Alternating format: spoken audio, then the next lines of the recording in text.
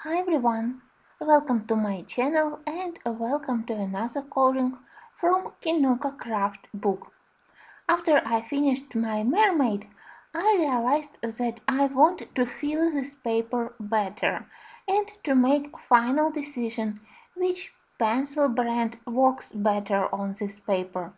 But generally I believe that tooth of paper is really good, so any pencil brands which I have tested so far, from Prismacolors to Polychromoses or even Arteza or Colorsofts, they all work quite nice on this paper. So for today's coloring I will be using mix of pencil brands.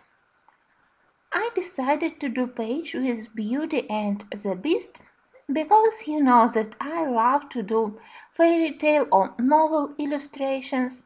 I can't say that I'm 100% in love with this page.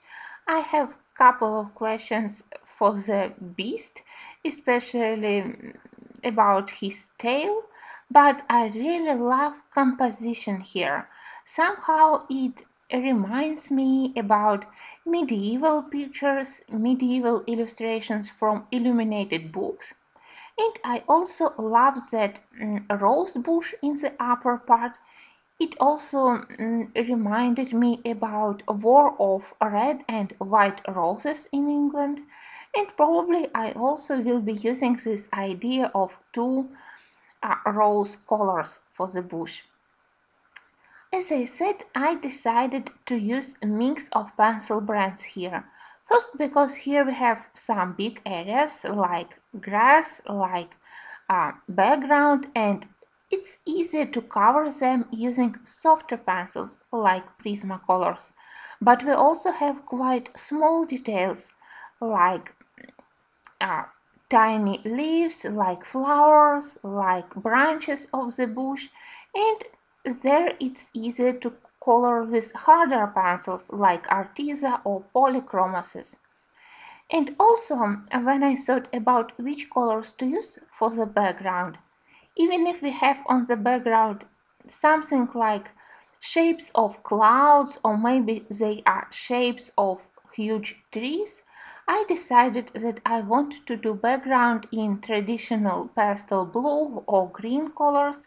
Instead, I decided to use color gradient starting from Prismacolor peach, then going to seashell pink, and near the top of those cloud shapes I used sand color, so everything is combined with this quite pleasant pastel yellow sand color.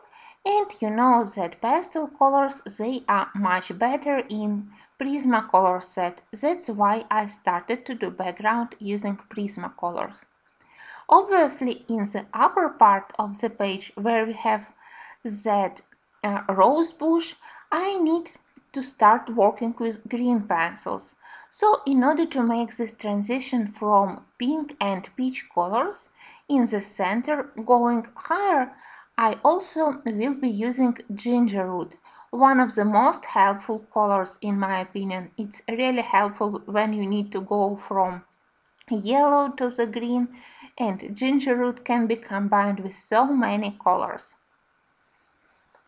Probably later I will mask black lines on the background using white paint or white marker, but as I already plan to use white paint for the roses, I will be working on this area later. For now, I just want in this first video to cover the major part of the background using mix of pencils. So I hope that this first video won't be very boring for you, and I promise that next parts will be more exciting. At least I hope that I will manage to color this page because I really love Kinuko craft, and before I did this page I looked at the original paintings by Kinuko. She created amazing Beauty and the Beast illustrations, and you can purchase this book with her illustrations on Amazon. At least I believe that it's still available, and her paintings, they are simply amazing. I love everything there, her colors, her lights and shadow, her compositions, so she's very talented, and I hope that I will be able to create something decent also from her line art, from her line work here in this coloring book.